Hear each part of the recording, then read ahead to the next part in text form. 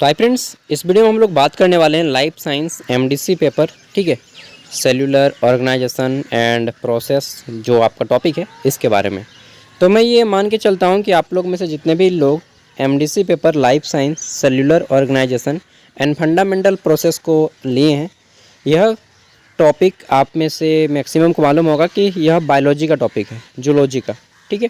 तो जो भी स्टूडेंट हैं 90% स्टूडेंट वही होंगे जो जूलॉजी ऑनर्स के हैं या बॉटनी या जियोलॉजी या फिर साइंस बैकग्राउंड से होंगे, ठीक है, क्योंकि ये टॉपिक आपका कम्प्लीटली जूलॉजी बेस्ड है, जंतु विज्ञान पे आधारित है, ठीक है। चलिए जानते हैं सबसे पहले इसका सिलेबस, फिर हम लोग जानेंगे इसके नोट्स के ऊपर।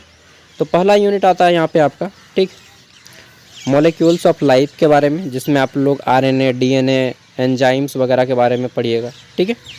यूनिट 2 आता है देन मेम्ब्रेन स्ट्रक्चर के बारे में, ठीक है, और फंक्शंस के बारे में। यूनिट 3 आपका स्ट्रक्चरल ऑर्गेनाइजेशन एंड फंक्शंस, ठीक है, इंट्रासेलुलर ऑर्गेनाइजेशंस के बारे में है, सॉरी ऑर्गन्स। इसमें फिर आपका आ जाता है ऑर्गेनाइजेशन ऑफ जीन्स, ठीक है, डीएनए, इस सब के बारे में आपको पढ़ना है। और यूनिट 5 आपका सेल डिवीजन के बारे में पढ़ना है एंड सेल साइकिल के बारे में पढ़ना है, ठीक है। तो ये टॉपिक आपका मान के चलिए कि इंग्लिश में लिखेंगे तो ज़्यादा बेटर रहेगा, बट मैं यहाँ पे आपको हिंदी इंग्लिश दोनों में दे रहा हूँ, ठीक है। किसी को भी प्रॉब्लम नहीं होगा, ना हिंदी मीडियम वालों को प्रॉब्लम होगा ना इंग्लिश मीडियम वालों को। पेपर किस में आएगा, मान के चलिए इनके पेपर आपका दोनों लैंग्वेज में आएगा। हालांकि ज़्यादा संभावना है कि इंग्लिश में ही पेपर बने इसका, लेकिन दोनों लैंग्वेज में आने की संभावना रहता है, क्योंकि रांची यूनिवर्सिटी जनरली दोनों लैंग्वेज में आपको ये पेपर प्रोवाइड करवाता है, ठीक है। चलिए, आप जिसमें कंफर्टेबल हैं आप उसमें आंसर कर सकते हैं। मैं यहाँ पे ऐसा दे दूंगा कि आपको किसी में भी प्रॉब्लम नहीं होगा, ठीक है। क्वेश्चन है, what is the basic unit of life, जीवन की मूल इकाई क्या है? तो सेल, यानी कि कोशिका ही जीवन की मूल इकाई होती है। हमारे लाइफ की स्मॉलेस्ट यूनिट भी कोशिका है, ठीक है। चलिए, अच्छा, जीवन की सूक्ष्मतम इकाई कोशिका है, हाँ, लेकिन शरीर की अगर पूछिएगा कि शरीर की सबसे सूक्ष्मतम इकाई क्या है, तो स्पर्म हो जाएगा इन ह्यूमन बॉडी, ठीक है, स्पर्म। और ख़ास करके बॉयज़ में, अगर गर्ल्स में बोलिएगा तो माइक्रोप्लाज्मा।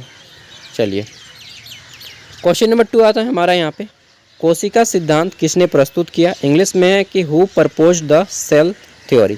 तो सेल थ्योरी किसने दिया था? स्लाइडेन और स्वान ने आपका नाम सुना होगा, ये दो साइंटिस्ट हैं, स्लाइडेन और स्वान, इन्हीं दोनों ने सेल थ्योरी दिया है, कोशिका सिद्धांत दिया है, ठीक है। अगला क्वेश्चन है हमारा, डीएनए का पूरा नाम क्या है? What is the full form of DNA? तो डीएनए का फुल फॉर्म होता है डीऑक्सीराइबोज न्यूक्लिक एसिड, ठीक है। इससे आप किसी के बाल को लेकर भी पता कर सकते हैं कि व्यक्ति का डीएनए क्या है और वह किसके खानदान से है, केवल बाल से। उसका फेस बना सकते हैं, उसका बॉडी का स्ट्रक्चर बना सकते हैं, ठीक है, उसका बायोमेट्रिक पता कर सकते हैं। चलिए नेक्स्ट आगे देख लेते हैं, आरएनए किस प्रकार का न्यूक्लिक एसिड है? तो आरएनए राइबोस न्यूक्लिक एसिड होता है, इसका फुल फॉर्म आप सभी को मालूम होगा, आरएनए। तो यह किस प्रकार का है? यह एक सिंगल स्टैंडर्ड न्यूक्लिक एसिड है, ठीक है। देखिए, इसको आप हिंदी में नहीं कर सकते हैं क्योंकि ये टॉपिक ही इंग्लिश का है, फिर भी मैंने बहुत सारा कुछ हिंदी में दे दिया ताकि प्रॉब्लम ना हो किसी को। इंग्लिश मीडियम वालों को तो बिल्कुल प्रॉब्लम नहीं होगा। अगला आता है हमारा यहाँ पे, माइटोकॉन्ड्रिया को किस नाम से जाना जाता है? Mitochondria is known as what? तो माइटोकॉन्ड्रिया को हम लोग पावर हाउस ऑफ सेल कहते हैं, सबको मालूम होगा, कोशिका का बिजली घर के नाम से हम लोग माइटोकॉन्ड्रिया को जानते हैं, ठीक है। और एटीपी का स्मॉलेस्ट यूनिट, मतलब माइटोकॉन्ड्रिया का स्मॉलेस्ट यूनिट एटीपी होता है, एडिनोसिन ट्राइफॉस्फेट, वो भी हम लोग पढ़ेंगे अभी। क्वेश्चन है, कोशिका विभाजन के कितने प्रकार होते हैं? How many types of cell division are there? तो देखिए, कोशिका विभाजन के मुख्यतः 2 प्रकार का होता है, ठीक है। एक होता है माइटोसिस, दूसरा है आपका मिजियोसिस, ठीक, माइटोसिस और मिजियोसिस। नेक्स्ट क्वेश्चन आता है हमारा यहाँ पे, राइबोसोम का कार्य क्या है? What is the function of ribosome? तो राइबोसोम का कार्य क्या होता है? प्रोटीन संश्लेषण में सहायता करता है, ठीक है, प्रोटीन सिंथेसिस में हमें ये हेल्प करता है राइबोसोम। नेक्स्ट अगला क्वेश्चन है हमारा, गोल्जी बॉडीज़ का मुख्य कार्य क्या होता है? What is the main function of Golgi bodies? तो गोल्डी बॉडीज़ का कार्य क्या है? यह प्रोटीन और लिपिड का क्या करता है? मॉडिफिकेशन व पैकेज करता है, ठीक है, या पैकिंग करता है, ठीक। तो प्रोटीन और लिपिड का यह मॉडिफाई करता है और पैकेज करता है, कौन? तो गोल्जी बॉडी, गोल्जी काय जिसको हिंदी में बोलते हैं। नेक्स्ट क्वेश्चन आता है हमारा यहाँ पे, क्या है? तो एंडोप्लाज्मिक रेटिकुलम कितने प्रकार के होते हैं? How many types of ER मतलब एंडो, ठीक, क्या, एंडोप्लाज्मिक रेटिकुलम ER, ठीक है, आर देयर। तो देखिए यह जो है आपका 2 प्रकार का होता है। क्या, इसके 2 टाइप्स होते हैं। पहला आ जाता है हमारा रफ ER एंडोक्राइमिक रेटिकुलम, और दूसरा आ जाता है स्मूथ, ठीक है, रफ और स्मूथ। नेक्स्ट आगे देख लेते हैं क्वेश्चन नंबर 10। 20 गो 1 मार्क्स वाला है, उसके बाद फिर आपको 5 मार्क्स वाले मिलेंगे और फिर 15 मार्क्स वाले मिलेंगे। 10 गो 5 मार्क्स का क्वेश्चन है, मतलब शॉर्ट आंसर टाइप 10 क्वेश्चन है, लॉन्ग आंसर टाइप 10 क्वेश्चन है, और ऑब्जेक्टिव 20 क्वेश्चन है। अगला आता है हमारा ऑस्मोसिस किसे कहते हैं, कि व्हाट इज ऑस्मोसिस। तो देखिए क्या होता है हमारा अर्ध परागम्य झिल्ली, जिसको इंग्लिश में सेमी पेरिमेबल मेम्ब्रेन बोलते हैं, ठीक है,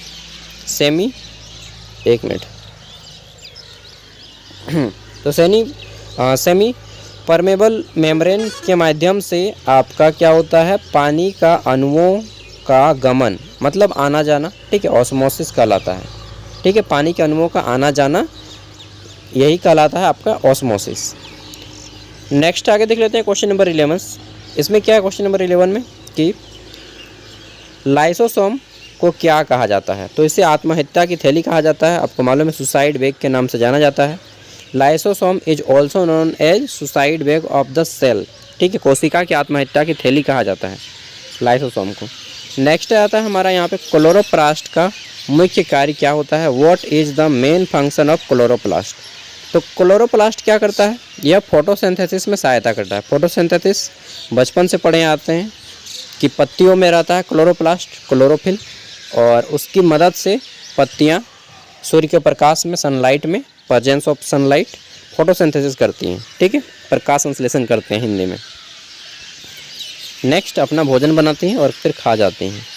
अगला आ जाता है हमारा, अच्छा ये भी क्वेश्चन आ सकता है कि जो भोजन बनता है वह जल के माध्यम से जाइलम जाता है, और फ्लोएम फल के माध्यम से, मतलब सभी भोजन को फैलाने का काम करता है फ्लोएम, और जल पानी को पहुंचाने का काम करता है, ठीक है। क्वेश्चन आता है हमारा यहाँ पे कि एक्टिव ट्रांसपोर्ट में ऊर्जा किसके रूप में प्रयोग होती है। तो एक्टिव ट्रांसपोर्ट में ऊर्जा को है किस रूप में प्रयोग किया जाता है, which form of energy is used in active transport.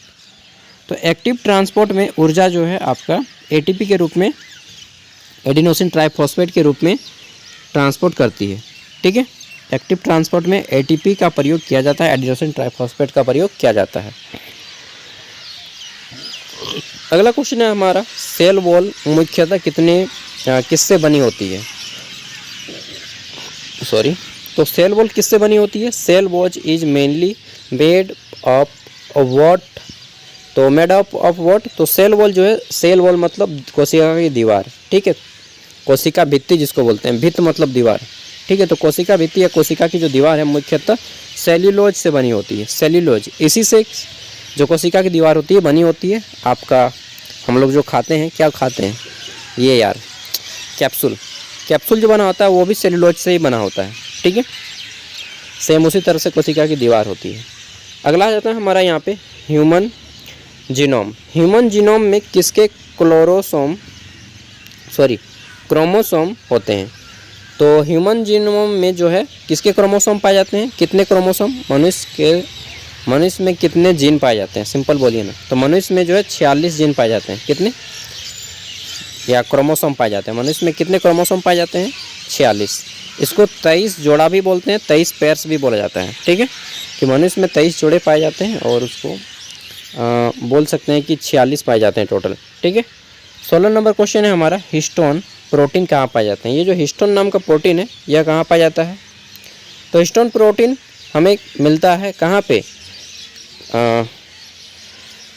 Chromatin structure में, क्रोमेटिन की जो संरचना बनी होती है, ठीक है, वहीं पे हिस्टोन प्रोटीन पाया जाता है। चलिए आगे देख लेते हैं क्वेश्चन नंबर 17। इसमें पूछा गया एंजाइम किस प्रकार क्या करते हैं, तो मॉलिक्यूल्स हैं। एंजाइम किस प्रकार के मॉलिक्यूल्स हैं, तो एंजाइम प्रोटीन मॉलिक्यूल्स हैं, ठीक है, एंजाइम प्रोटीन मॉलिक्यूल्स हैं। आगे देख लेते हैं नेक्स्ट क्वेश्चन नंबर 18। इसमें पूछा गया है कि सेल साइकिल 2 फेज कौन कौन से हैं। तो सेल साइकिल जो होता है कोशिका चक्र के 2 फेज होता है, ठीक है। इसमें पहला है हमारा क्या, तो पहला है हमारा एंटर फेज, दूसरा है एम फेज यानी कि जिसको हम माइटोसिस या मियोसिस बोलेंगे, ठीक है। चलिए आगे देख लेते हैं क्वेश्चन नंबर 19।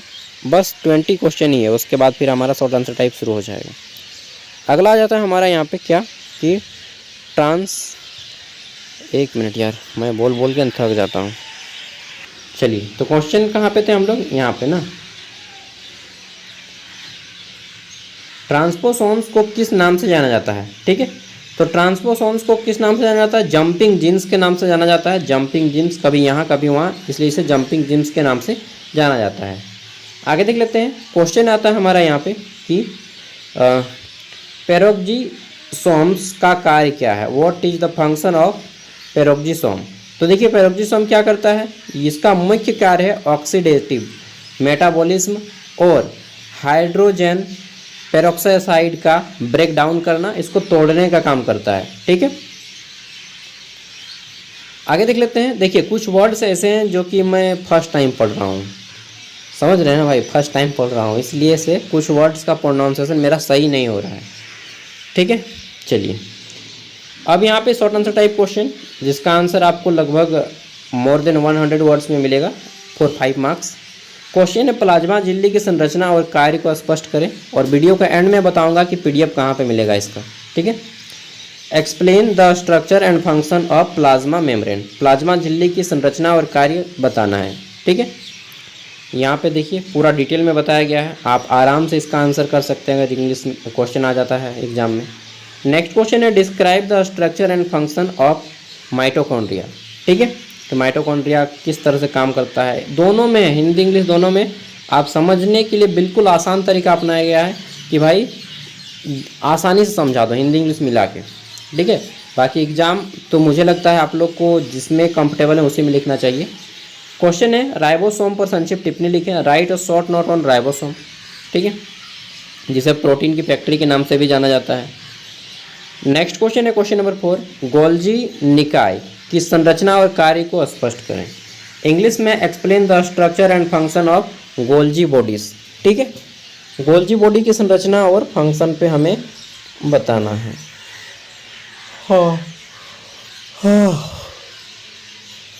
बोल बोल के थक गया रे भाई।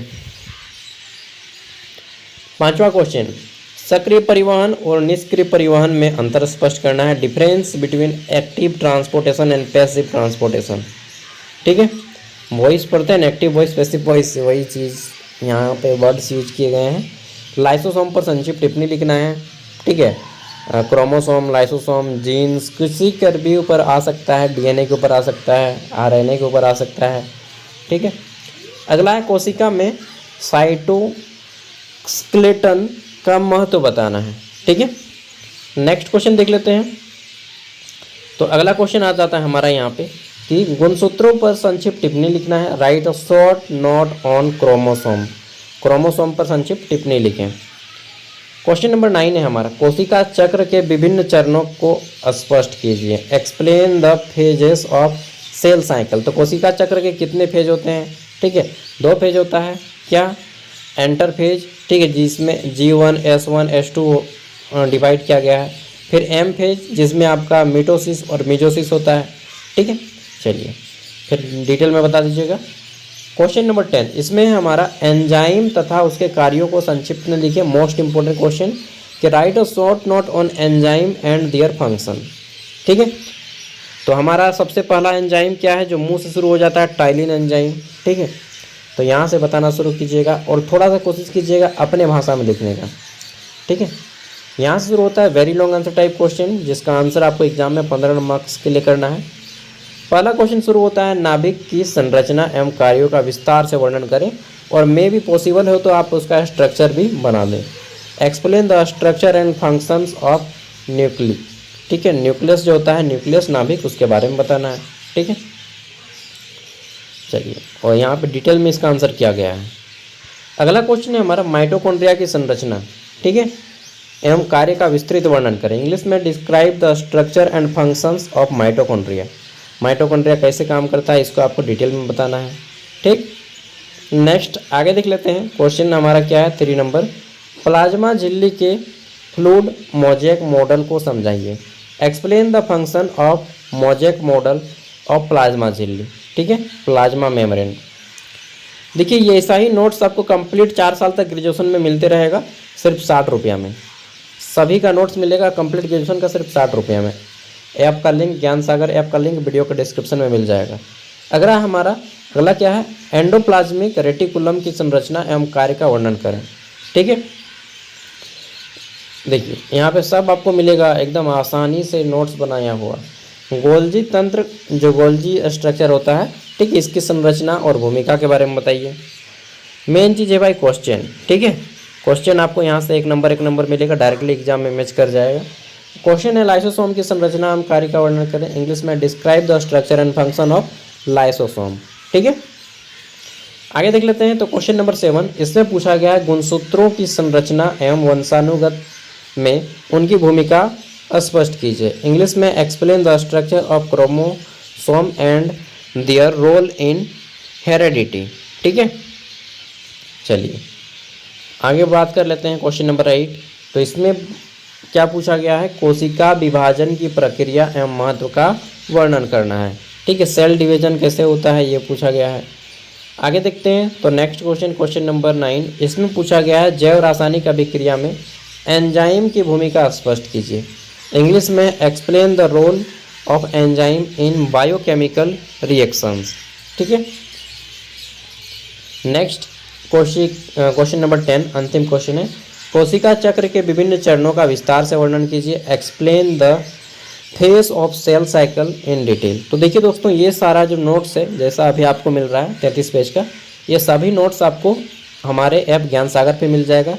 ऐप के बारे में थोड़ा सा बता देते हैं। So this is our app Gyan Sagar. ठीक है, ये हमारा ऐप है ज्ञान सागर और चैनल के नाम पे ही रखा गया है, प्ले स्टोर में मिल जाएगा।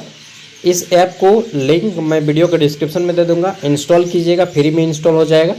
उसके बाद इंस्टॉल हर कोई कर सकता है फ्री में। ठीक है, अपना नाम डालिएगा, फुल नेम, फ़ोन नंबर यहाँ पे डालिएगा। ठीक है, और लॉगिन कर लीजिएगा। उसके बाद क्रिएट एन अकाउंट पे क्लिक कीजिएगा, तभी आपका लॉगिन होगा और मोबाइल पर OTP आएगा, लॉगिन हो जाएगा। लॉगिन होने के बाद ये स्लाइड पार होते रहेगा, यहाँ पे इस पर आपको फोकस नहीं करना है, स्लाइड पार होते रहेगा। आप चाहे तो पढ़ के देख सकते हैं सभी स्लाइड्स को। आपको आना है ऑल कोर्सेज पे, ऑल कोर्सेज में आइएगा। इसके बाद यहाँ पे आपको मिलेगा बहुत सारा कोर्स, आपको ख़रीदना है झारखंड में रांची यूनिवर्सिटी वाला, ये वाला स्टार्ट लर्निंग पे कीजिएगा 60 रुपया। उसके बाद यहाँ पे आपको स्टार्ट लर्निंग लिखा हुआ आएगा, नहीं तो पहले इस तरह से आएगा, बाय नाउ का ऑप्शन आएगा 25 रुपया।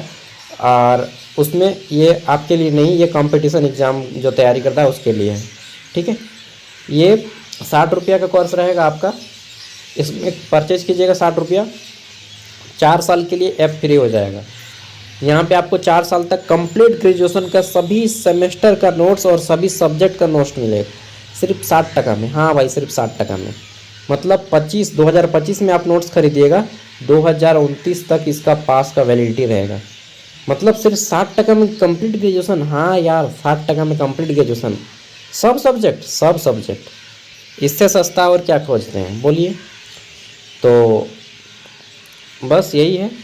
और 1 साल का जोड़ के देखिएगा तो 15 रुपया पड़ता है। ठीक है, मैं इससे सस्ता दोस्त नहीं आता है, इससे सस्ता होता ही नहीं है। ठीक है, इससे सस्ता ना करेंगे तो लोचा लग जाएगा।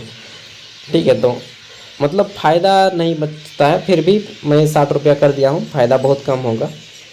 ठीक है, तो इसके बाद इससे आप अपने दोस्तों को भी नोट्स वगैरह शेयर कर सकते हैं और कंप्लीट झंझट ख़त्म हो जाएगा, जब मन करे पढ़ सकते हैं। स्टार्ट लर्निंग पे क्लिक करने के बाद अपना सेमेस्टर चुनिएगा, फिर सब्जेक्ट चुनिएगा MDC पेपर, उसके बाद MDC में भी जो भी सब्जेक्ट है आपका वो चुन लीजिएगा। ठीक है, चलिए फिर इसके बाद अंडरस्टैंडिंग इंडिया का करा देंगे, health wellness yoga education, global citizenship education सब कराएंगे सेमेस्टर 2 से सेमेस्टर 8 तक।